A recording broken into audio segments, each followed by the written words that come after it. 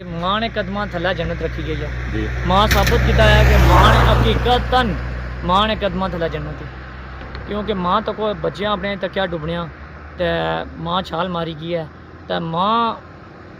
वफात पाई गई है तो बच्चे तो को पानी च बाहर आएंगे बच्चे।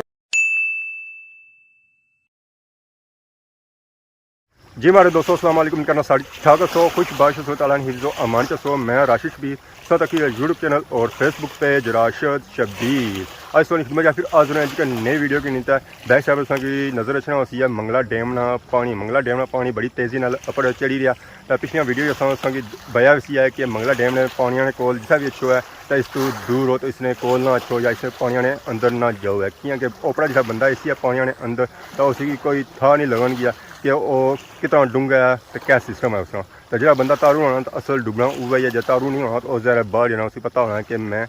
करी ना सकना। तो एक बहुत ही अफसोसनाक खबर असांजी पता चली है फेसबुक से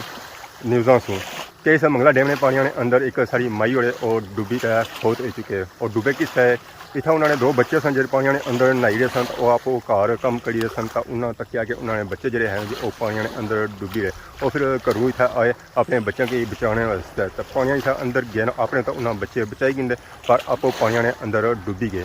और जिस जगह इसने जी वो ऐली जगह सी है जितना बने के इस पानी ने अंदर वो डूबे और घर जो है जी वो उन्होंने वो अपड़े तो बाकी था बाद उन्हें बकरा शकड़ा भी न्याज दिता है कि मायूर बची जान पर मायूर जी ऐसी जी जिंदगी वो उतनी सी है जरा जितना मौत बंदे ने लिखी बनी है तो वो उठा उसकी मौत होनी है। तो बाकी अस इतना आए हैं कि असा वार्न करने कि मंगला डैम ने पानी ने अंदर बिल्कुल ना जो है अगर जाने भी हो तो पानी तो दूर रो है कि मंगला डैम जिसा भी चलना है ना सालों साल तो यह अपने नाल जाना कि नहीं तो ही जाना है। एक खड़ा दो खड़ा 10 खड़ा पर वो जाना कि नहीं तो ही जाना है। अस्सलाम वालेकुम। जी वालेकुम अस्सलाम। मैं आपका क्या हाल है, ठीक हो? जी अल्हम्दुलिल्लाह ठीक ठाक अल्लाह का शुक्र। क्या नाम है उसका? जी इब्रार नाम हमारा। इतने मुकामी उसो जी मुकाम तो असल वाकया जो है अफसोसनाक जी के टाइम होया अफसोसनाक वाकया है जी। कल तकरीबन असर वेला होया। ठीक है असल होया क्या सी है तक्या जी जरा ना बच्चे निके पानिया डुबने पे सन जी उन्होंने वालद आ रही ठीक वो वालद बचाने पे सन अपने बच्चों की कोशिश लगे सन बड़े वो खुद ही जरा डुबने पे सन जी तो एक उन्हें शिरासी हो जरा ना डुबने पे सन बस कोई आखिरी साह फिर ग्रां बंद सामने गली मिली भी सारे कड्डी किन्ना जी जरा ना उन्हें जी बीवी है वो उन्हें भैन दसन लगी कि वो ही जो डुबी थी है हूँ ये नहीं पता वो किस वेले पानी बड़ी हुई है बचाने मारे तो जरा ना वो बॉडी थोड़ी देरी तो बाद लगी है और सारे ग्राम बंदे इकट्ठे हुए मिले फिर लोड़िया है तो फिर बॉडी लगी है तकरीबन 2 घंटे बाद। असा तक देहात है गाँव है बिल्कुल दरिया नाल है तो ज़रा थे जो आए वालद अपने बच्चों की वान तक करने उसने कि दरिया पढ़ना जो है डैम पढ़ना जो है ज़ाहिर गल है करने ना बच्चे बच्चे होने जी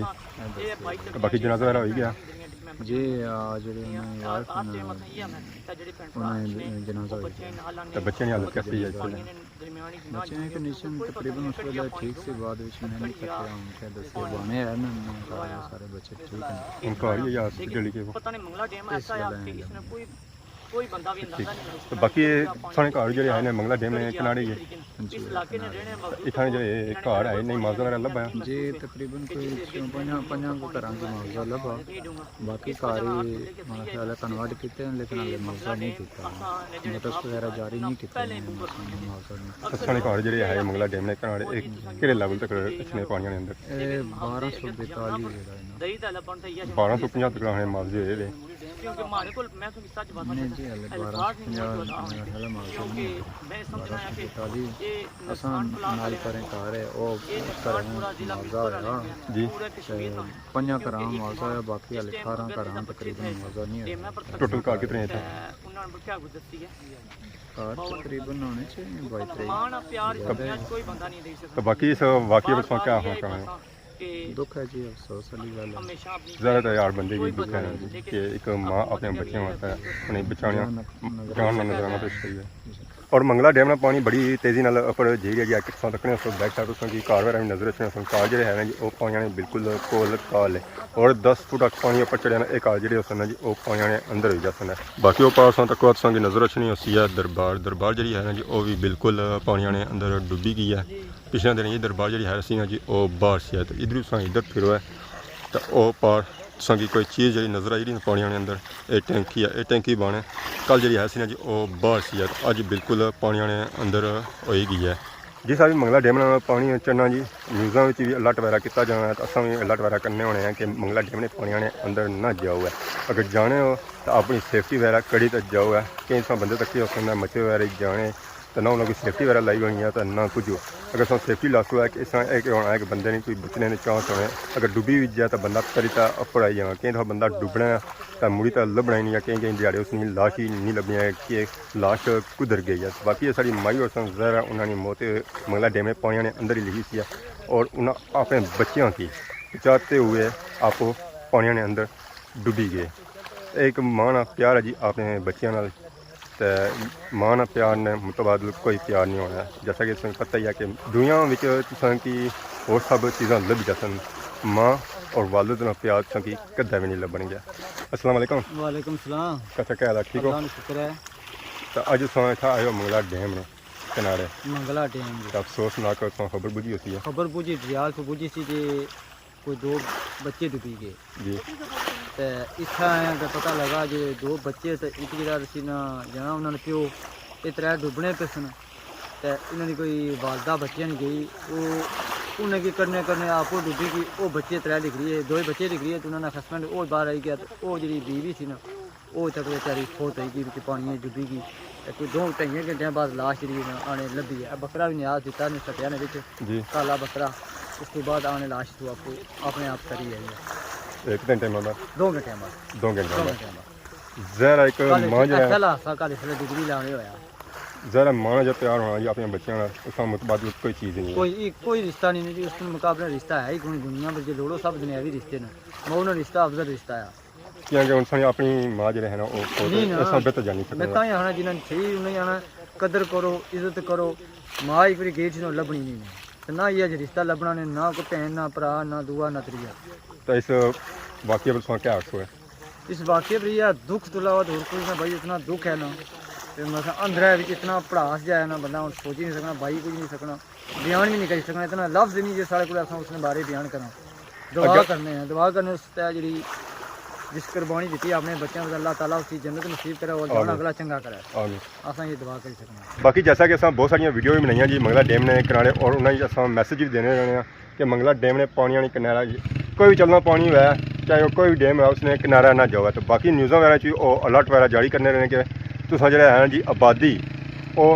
इस पानी से दूर चली जाए दूर हटो इतना खतरा है अस बार बार कितनी वीडियो जी मैसेज दिते इस सामने देने हैं जी आए जो हादसे होने ना ये खौफनाक मंजर है आज उन्होंने करा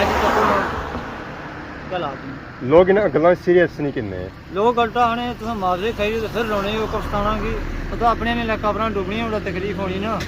जिसकी नहीं जितनी नहीं ना उठा बिच उसकी क्या कदर है इन चीज़ों नहीं जी इस वेला सारे नाल मौजूद है जी जदानी भाई अस्सलाम वालेकुम वालेकुम सलाम माशा साहब क्या हाल है ठीक हो अल्हम्दुलिल्लाह ठीक ठाक तुम सुनाओ ठीक हो अल्लाह का शुक्र तब बड़े अज सैड जे लगने